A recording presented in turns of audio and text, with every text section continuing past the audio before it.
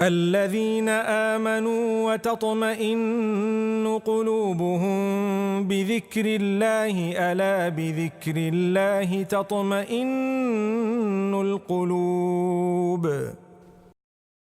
الحمد لله وحده على من لا نبي بعده.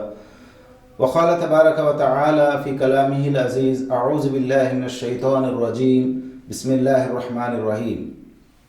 اذ قال ابراہیم لأبیہ آذر اتتخذ اصناما آلہہ. آج کا عنوان ہے حضرت ابراہیم علیہ السلام کی سیرت. ابراہیم علیہ السلام پیغمبروں میں ممتاز حیثیت رکھتے ہیں. وحدانیت پر موحد اعظم کہا جاتا ہے. توحید کے علمبردار ہیں. عراق شہر بابل میں آپ پیدا ہوئے. عراق میں جو ظالم بادشاہ تھا اس کا نام نمرود ہے. دنیا میں 4 بڑے بادشاہ پیدا ہوئے. ان میں سے 2 کافر بادشاہ ہیں. ایک نمرود، دوسرا بخت نصر.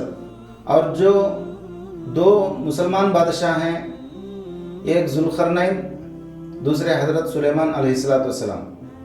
تو نمرود کی بہت بڑی سلطنت تھی اور سورج غروب نہیں ہوتا تھا. اتنی بڑی سلطنت تھی، بہت بڑا رعب اور دبدبہ تھا اس کا، اور اپنے آپ کو خدا کہلواتا تھا. اس کے خدائیت کے علاوہ بہت سارے بتوں کی لوگ پوجا کرتے تھے.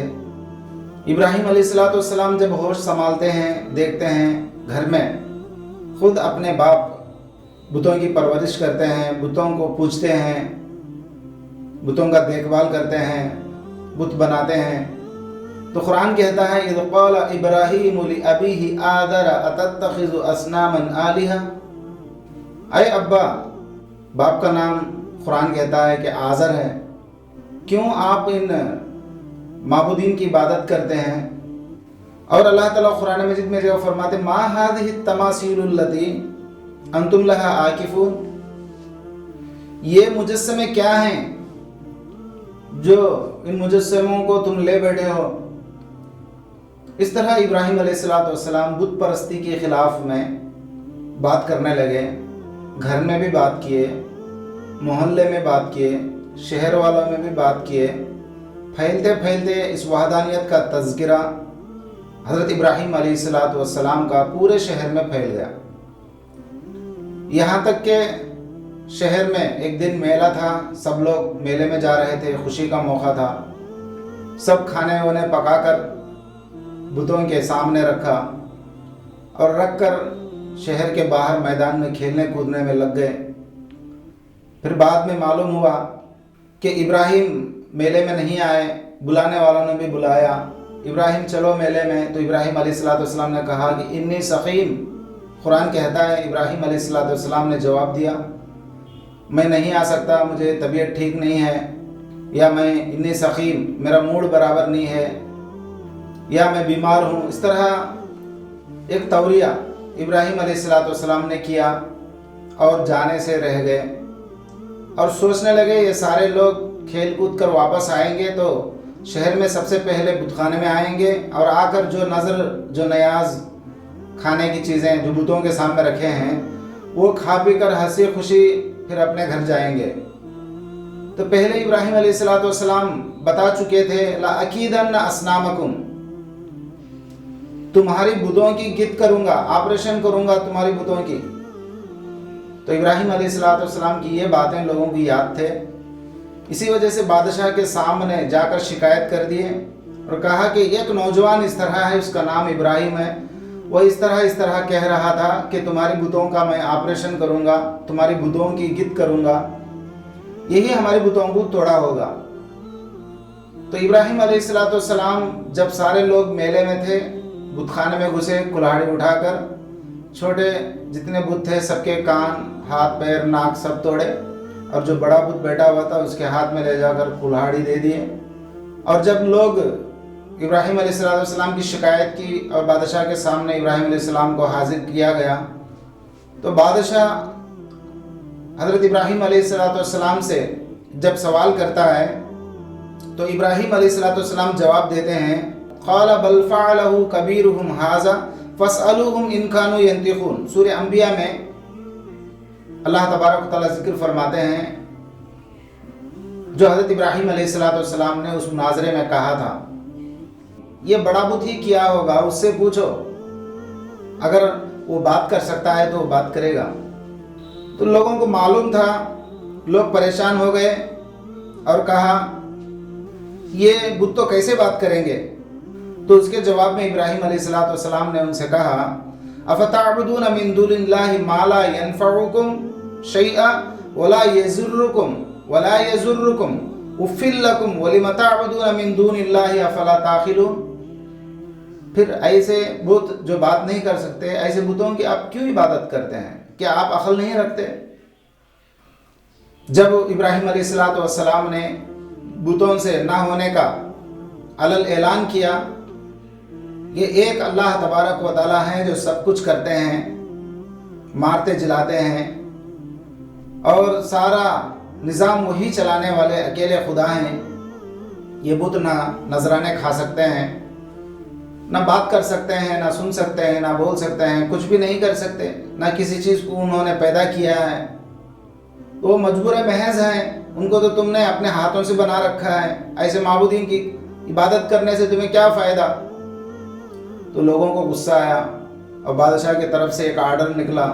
بادشاہ کا آرڈر تھا کہ جلاؤ، معبودین کی مدد کرو۔ لوگ آگ اکٹھا کرنے پر لگ گئے، کھلے میدان میں لوگ لکڑیاں لا کر جمع کرنا شروع کیے، یہاں تک کہ وہ لکڑیاں دیوار جیسی کھڑی ہو گئیں۔ پھر اس کو جلا کر ایک بڑی آگ بنائی گئی، وہ آگ آسمانوں سے بات کرنے لگی، اوپر سے بھی پرندہ نہیں گزر سکتا تھا، جل کر اس آگ میں گرتا تھا۔ تو اتنی بڑی آنچ میں ابراہیم علیہ السلام کو ڈالنے کے لیے ایک جھولا بنایا گیا۔ ابراہیم علیہ السلام کو اس جھولے میں بٹھا کر، جو کپڑے پہنے تھے وہ کپڑے اتار کر وہ جھولے کے ذریعے سے اس آگ میں ڈالا گیا۔ حضرت ابراہیم علیہ السلام جب آگ میں گرے ہیں، لوگ دیکھتے ہیں کہ ابراہیم علیہ السلام جل کر راکھ ہو جائیں گے، لیکن ابراہیم علیہ السلام اطمینان کے ساتھ اس آگ میں بیٹھے ہیں۔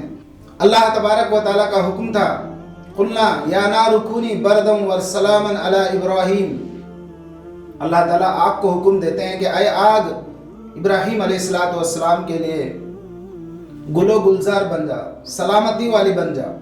آپ کی اس تبلیغ سے عراق کے شہر بابل میں نمرود اور اس کے باشندوں کے درمیان میں ابراہیم علیہ السلام نے جو توحید کا پیغام دیا، سینکڑوں انسانوں میں سے صرف ایک اپنے بھتیجے حضرت لوط علیہ السلام ایمان لاتے ہیں اور کہتے ہیں انی ذاہبن۔ سارے لوگ وہ منظر دیکھ رہے تھے، ابراہیم علیہ السلام جب آگ میں گرے، وہ آگ آپ کے لیے گل و گلزار تھی، سلامتی والی آگ تھی۔ ابراہیم علیہ السلام سکون اطمینان کے ساتھ بیٹھے ہیں۔ یہ ابراہیم علیہ السلام کا معجزہ تھا۔ ابراہیم علیہ السلام کے اس معجزے کو دیکھ کر قوم ایمان لانا چاہیے تھا، کسی نے بھی ایمان نہیں لائے، لیکن تمام عراق شہر بابل میں ایک آدمی آپ پر ایمان لائے ہیں، وہ ہیں حضرت لوط علیہ السلام۔ جب آگ سے صحیح سلامت واپس آتے ہیں، بادشاہ سے پھر مکالمہ ہوتا ہے۔ تو بادشاہ کہنے لگا کہ تیرا خدا کون ہے؟ ابراہیم علیہ السلام اس مکالمے میں بتاتے ہیں کہ میرا خدا وہ ہے، مارتا بھی ہے اور جلاتا بھی ہے۔ تو بادشاہ حکمت سے قید خانے سے 2 قیدیوں کو منگواتا ہے جن پر موت کی سزا تھی، ایک کو آزاد چھوڑ دیتا ہے اور ایک کو قتل کروا دیتا ہے، کہتا ہے کہ یہ کام میں بھی کرتا ہوں، جو کام تمہارا خدا کرتا ہے وہ کام میں بھی کر رہا ہوں۔ حضرت ابراہیم علیہ السلام نمرود کی اس چالاکی کو سمجھ گئے اور فوراً کہا میرا خدا مشرق سے سورج نکالتا ہے، اگر تیرے سے ہو سکے تو مغرب سے سورج نکال کے دکھا۔ تو اس مناظرے میں نمرود ناکام ہو جاتا ہے اور آخر کار ابراہیم अलैहिस्सलाम को शहर से जाने के लिए हुक्म दे देता है। शहर से निकलने के लिए इब्राहीम अलैहिस्सलाम हिजरत के लिए इरादा कर लेते हैं। तो साथ में हज़रत लूत अलैहिस्सलाम के हज़रत इब्राहीम अलैहिस्सलाम सफ़र करते हैं। घर में माँ बाप को, रिश्तेदार को, अपने कुंबा कबीला अखारिब को, शहर वालों को छोड़कर तनो तनहा निकल जाते हैं, यहाँ तक कि मुल्क शाम पहुँचते हैं। मुल्क शाम में हज़रत इब्राहीम अलैहिस्सलाम की तौहीद किस तरह होती है आइंदा नशिस्त में इंशाअल्लाह ज़िक्र करेंगे। जज़ाकल्लाहु खैर। अस्सलामु अलैकुम व रहमतुल्लाहि व बरकातुहू।